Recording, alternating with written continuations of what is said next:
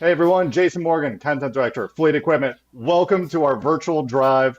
Happy to have David Crowe, Retail Sales Manager, Western Region for International, riding shotgun with me today. David, great to see you. Thanks for taking the time. Great to see you, Jason, as always. This is certainly a different environment than the trade show floor, but I'm excited to go on a little test drive with you virtually. That's right. We're going to be running an International LT Skyrise Sleeper with 565 horsepower, 18 speed transmission, hauling 37,000 pounds of cables from Las Vegas to California. David, you ready to hit the road? Let's do it. All right, well, I'm going to don I've got my international hat with the new international branding on it. I feel very official. We're going to jump into the truck. The diamond looks great on you. Well, thank you. Okay, so this is, again, for everybody, this is American Truck Simulator, legit trucks with actual specs in there. We are sitting in the International LT. David, have you ever sat in a virtual LT before? This is definitely a first. I will say the realism is on point, though. You see a lot of the dash and gauge characteristics that you'll see in our LT cab.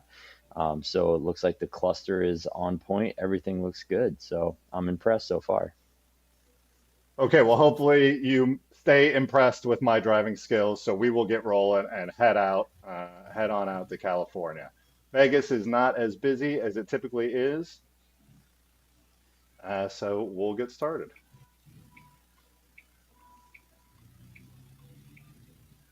I I'm going to gotta make say, this your setup is very move first. impressive for the simulator, though. So, my I think my 12-year-old self would be very jealous of the simulator setup.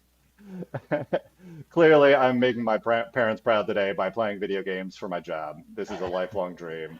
But yeah, and Anybody that actually, I said you got this. couldn't turn into a anybody that said you couldn't turn it into a living, what they never knew what was coming.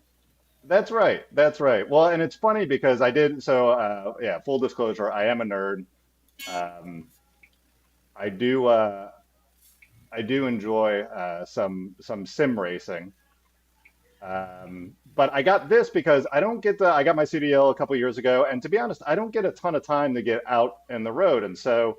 Um, some of those things like checking your meters, watching your trailers, dealing with traffic. I kind of jumped on this to see, okay, if I do this and jump on for an hour every so often, is it comparable here? And I gotta say, it's like 60%. I don't get the feeling of it really, but making my turns, watching the trailer, backing, I get the back in a way that has no real consequences, which is exciting because you just hit the reset button. Um, so yeah, it's actually gone pretty well. Gone pretty No, well I keeping love sharp. it. I So think it's a great way of kind of just keeping your skills sharp and taking the danger out of it. So, it really gives you an appreciation for what those guys are doing out there on the roads every day, where, you do have to be aware of all your surroundings. Otherwise, things can go bad quickly. So I think this is great. yeah, so let's talk spec here a little bit. So we're hauling 37,000 pounds of cables. We're going from Las Vegas to California. If you were talking with a customer, if we're really and this is a legit route, we'll hop on the highway here. It won't take 11 hours like it usually does. The game's a little faster. But if you were working with a customer, what kind of spec would you be talking them through, or questions you'd be asking them about their job? That's a great question, and one of the most important things you can do anytime you're specing out a truck with a salesman or with a customer. First and foremost, you want to understand what they are doing with the truck. Just like if you're doing a project around the house, it's important to be specing out the right tool for the job.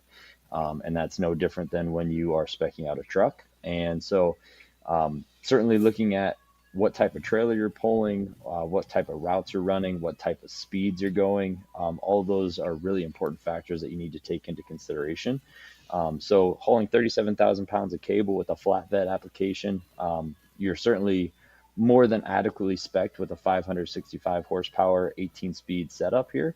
I would actually argue you could go a little bit lower on the horsepower and the transmission, but this is certainly a spec that will do anything all the way up to really heavy loads as well. So obviously the 565 is the Cummins X15. You have the Eaton Endurant XD and XD Pro in that 18-speed automated variant. So those are really designed to be kind of the high performance,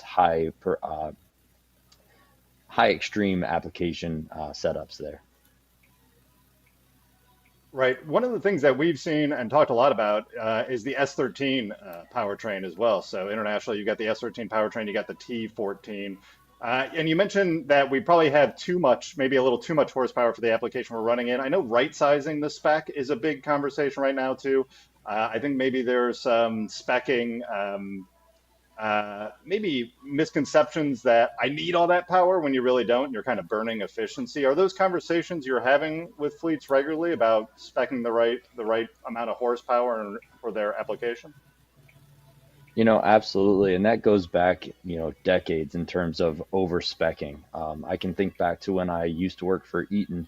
One of the things that I would have to coach customers on pretty regularly was you didn't need to spec a clutch that was rated for 2250 pound-feet of torque. You just need it for what is rated on the engine. You're not getting any additional life or longevity out of that clutch. You are just basically giving yourself more pedal effort. And that really has translated into the modern truck as well. So, um, you know, for an 80,000 pound application, 450 horsepower with 1750 pound feet of torque, that really is a great spec to handle most applications. If you go back to the S13 comment that you made, we have seen a lot of uptick in customers taking that new powertrain, and we've seen terrific results. And one of the most common specs that we've been having is that 450 horsepower, 1750 torque rating. And that really gives you really good power for being able to climb grades, doing a variety of long haul and regional haul, but also delivering really good fuel efficiency. And one of the key points that we've seen is as fleets have been uh, adopting the S13, they've been not only enjoying the driver satisfaction perspective of seeing, drivers enjoying the pulling power and the cruise grade ability and the maneuverability, but they're also seeing some significant savings in terms of fuel economy as well. And that's been anywhere from a half mile to a full mile per gallon better than whatever spec they were running before. So really specing the right truck can make all the difference. And if you're looking at ratios, things of that nature, that's really where you can start to enhance the spec even further. We've gone with a down speeding direct drive optimization path at International now, and you're going to see a lot more fast ratios such as 215 that are coming into play there. And what that is doing is allowing you to cruise in direct drive and maximizing the efficiency and power of a direct drive transmission, but then it allows you to flex into overdrive. So you can actually cruise at 14th gear at really low cruise RPMs. So you're getting kind of the best of both worlds of a direct drive and an overdrive transmission. Yeah, and I think a lot goes into that. The integration, you got the T14 transmission with the powertrain there. Is that and I think it's something that stuck out to me as I've driven. Hold on a minute, I've got way station bypass service. I need to go into the scale. Hold on a sec. I just did my We don't need you getting pulled agricultural. over. I am. On my first drive, they're gonna take me to a through a whole truck inspection. It's funny because I technically haven't driven this route before, and I did have to stop and do an agricultural inspection. I will stop now and do my way station inspection. All right, I am good to go. Jason, I guess I'm I at forgot to ask a very important question. You did your yes. pre-trip before this, correct? Of course, I did my pre-trip for this. The game takes care of that, I believe. But secure, not cracked, broken, or leaking. I did all my pre-trips. The fronts are, steers Perfect. are what, 4 30 seconds, drives are 2 30 seconds, trailers 2 30 seconds. I still got it. I still hear it in my Love it. sleep when I was practicing that. The pre-trip I looked forward to on the test because you could study for that one uh, and hit all the points. It's It's kind of much funny more of a on the script. yeah, and I actually recorded myself going through it and just would listen to myself in the car and repeat it as I would like drive to and from school, that which helped quite a bit. Um, but it's funny on it's amazing how nervous you get when you're taking the test, right? I remember when I was doing just a straight line back, like I forget what it is. You get one or two pull-ups on a straight line back, and you're thinking, oh, straight line back, no problem. I had to use a pull up because I was getting so flustered that I had to calm myself down, do a pull up on the easiest backing one, get rolling here. But very good. No, Going. I can Oh, go ahead. recall in my CDL test as well. That nerve is real, and my CDL instructor had a nice way of humbling me when I went through mine. We were doing kind of the just initial practices, and we were getting pretty confident on the cones. So he took us out on our little road test, and he had us pull into a Love's actually, and he had us do a alley dock with real trucks around. So Oh my that gosh. was a much humbling experience to have to do the real thing. Yeah. How did it go? Oh, Not to we put you didn't on the hit spot. anything. We were all set. I passed on Oh, my there you first go. try, so we were good. There you go. Oh man, I don't know if I don't know. I've never done the actual parking. I think we had a choice in Ohio, or not a choice, but they kind of surprised you. You can do the alley dock, or you can do one of the parallels. It was alley dock or one of the parallels, driver side or passenger side parallels. I ended up with a parallel. Um, I think you don't know what you're going to do until you get there. So uh, I was lucky in that regard. Nice. On the S13 powertrain, I know we get going back to it before I had my inspection too. I think that's one of the things I noticed when I was driving it was just how smooth the shifts were. I think more so than any of the powertrains you've had on the international side, like with the A26 and all that kind of stuff. What goes into all of that integration? How is the engine and transmission really working together to get down to your point, not needing the amount of power that you think you would need for the application because the integration is able to haul at such a low RPM so efficiently and still get the job done. Yeah, so on the maneuverability side, that's really where you see a lot of the benefits of the T14 come into play. So the T14 is unique from other automated transmissions on the market today in the sense that it uses an electric clutch actuator. So what that does is it uses dramatically less air to operate the transmission. You're still using air to do the gear shifts, but for the engagement and disengagement of the clutch, what you're doing a lot of when you're doing those low speed maneuvers, um, you're actually not depleting the system of air as you're doing that. And as a result, you're able to accomplish the task at hand very quickly, safely, effectively. It also eliminates some other componentry on the truck, such as the auxiliary air tank that is typically dedicated for a pneumatically actuated transmission. So that has really contributed to some of the low speed maneuvering characteristics that you feel with the T14. And then it also allows you to have very fast, precise shifts. So that's what contributes to those very smooth shifts all the way from first gear up to 14th gear. And you do have those even steps. They're about 28 to 29%. All the way from first to 14th. So it's actually a very usable ratio coverage that you'll see there. And then that's what gives you not only the low speed performance, but also that high end performance for when you're actually at cruising speeds like what you're doing right now. Right, yeah. And the low speed maneuverability would be fun too, especially on the backing. If you can get into those lower gears, I know, I mean, as we were talking about the CDL school experience, that was one thing that the manuals really excelled at was just kind of letting the clutch out and being able to back the truck slowly. On some of the older AMTs that didn't have those lower gears, it would kind of take off. We had one that was pretty old that had an AMT and it would just take off. But I've been in the ones with the lower gears too, and it gives you that same nice crawling feature. It's very kind of manual like in a backing application. Yeah, and what you're also seeing being a main contributing factor to that is the type of clutch material that you're seeing clutches use these days. So when you looked at some of the earlier AMTs, they were really adopted from manual transmission boxes. And what they also did was they brought in the manual clutch, which had the ceramic pads.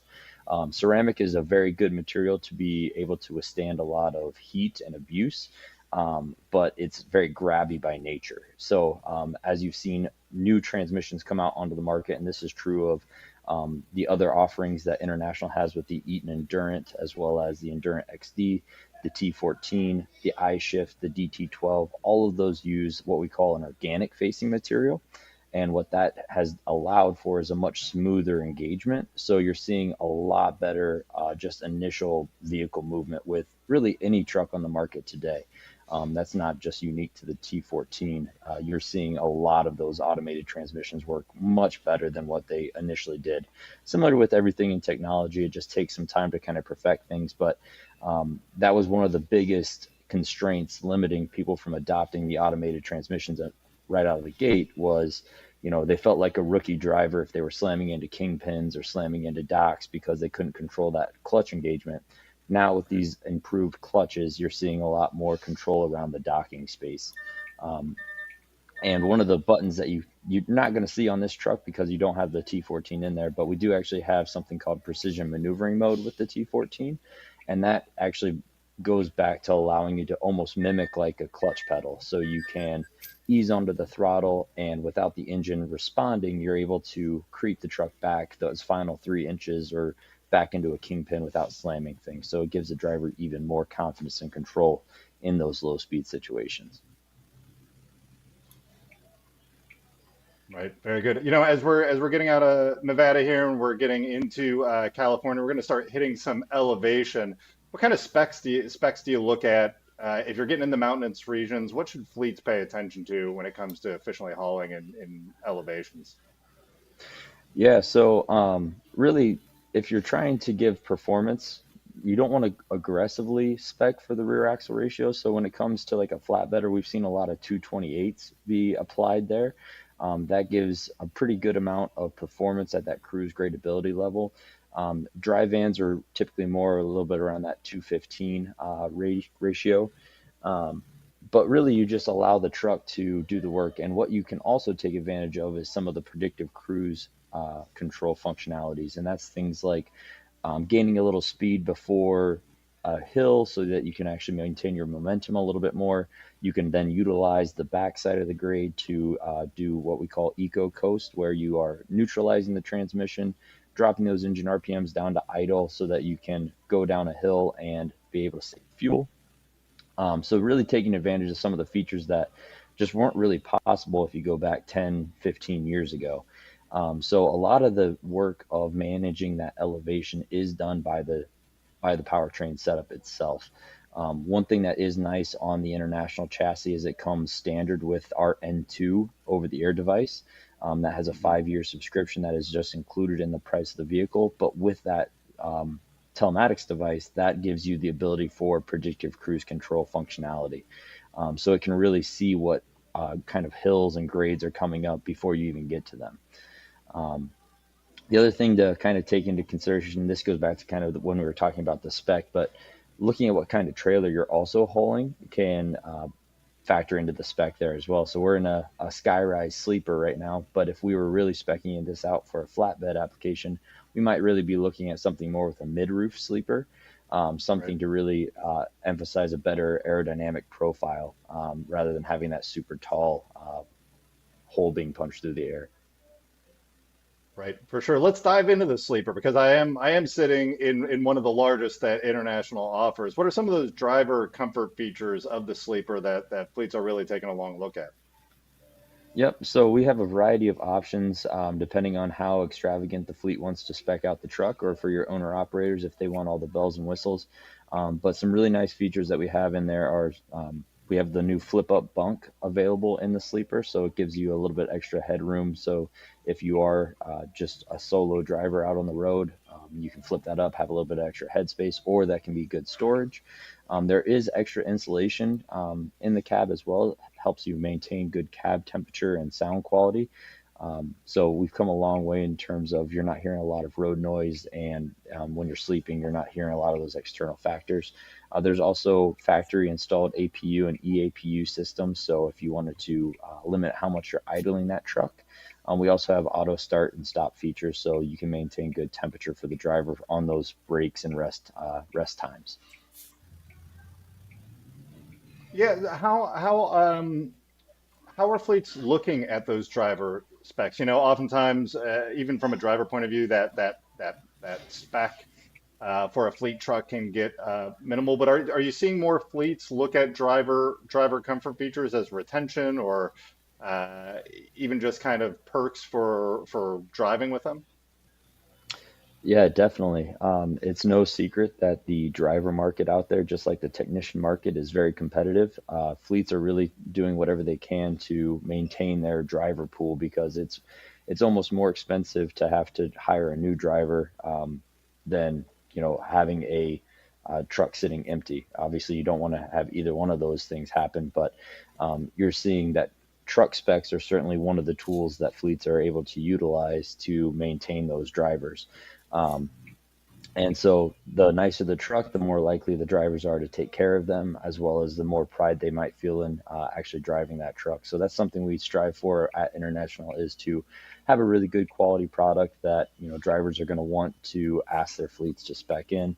And we've seen a lot of new features coming into play to really help that.